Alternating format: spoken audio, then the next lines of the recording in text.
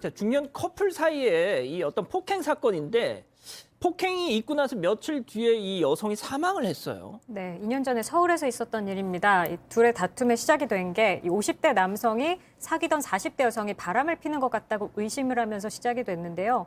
자기가 아는 지인을 만나는 것 같다 이런 얘기를 하면서 여성을 3번에 걸쳐서 폭행을 합니다. 그런데 마지막 폭행을 당한 지 8일 후에 이 여성이 사망하게 됩니다. 사인은 경막하 출혈이었습니다. 자, 3번째 폭행을 당하고 8일 뒤에 사망을 했다는 건데 자, 재판에 넘겨졌죠. 네.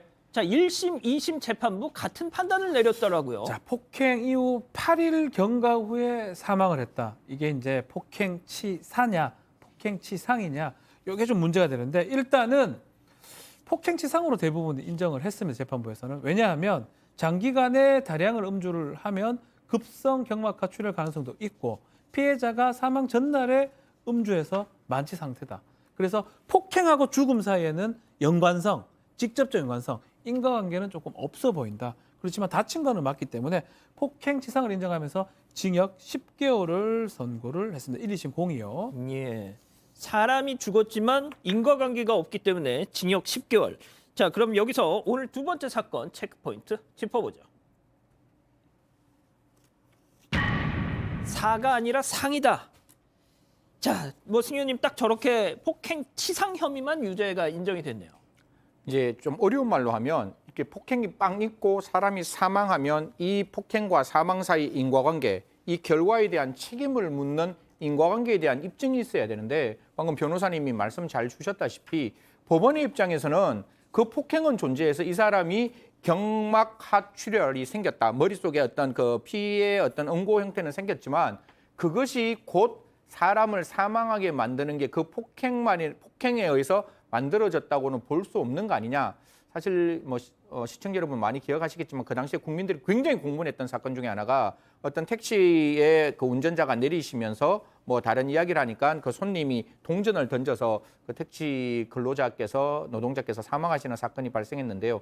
그때도 과연 폭행 행위에 의해서 그 택시 운전자 분께서 사망하는데 인과관계가 있느냐 그런 논의가 굉장히 심각하게 사회적인 이슈가 됐는데 그때도 인과관계가 없다라고 판단했듯이 사실상 이 두 가지 측면이라고 생각합니다. 법원이 이렇게 인과관계가 없다라고 밖에 판단할 수 없는 증거들이 결국 법정에 변호인 측에서 제출했는 거 아니냐. 그러면 검찰의 입장에서는 조금 더 그러한 사망에 인과관계가 있다라는 입증을 했어야 되는데 결국 변호인 측에서 제시한 반증, 즉 그것이 사망에 이르겠다는 것을 추정하는 걸 깨트리는 게 훨씬 더 강력한 게 아닌가라는 생각을 하고 있습니다.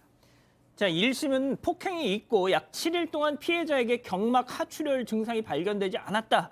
이 점을 들어서 폭행이 아니라 술 때문일 거라고 이렇게 판단을 한 건데 자, 그런데요. 이와 반대되는 전문가의 소견 저희가 직접 한번 들어봤습니다.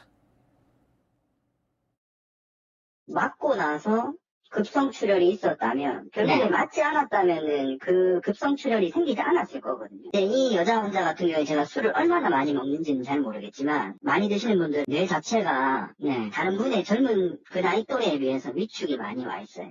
그러면 이게 공간이 많다는 거죠, 머리 안에서. 출혈이 생겨도 좀 눌려도 잘 모르고 있었던 거죠.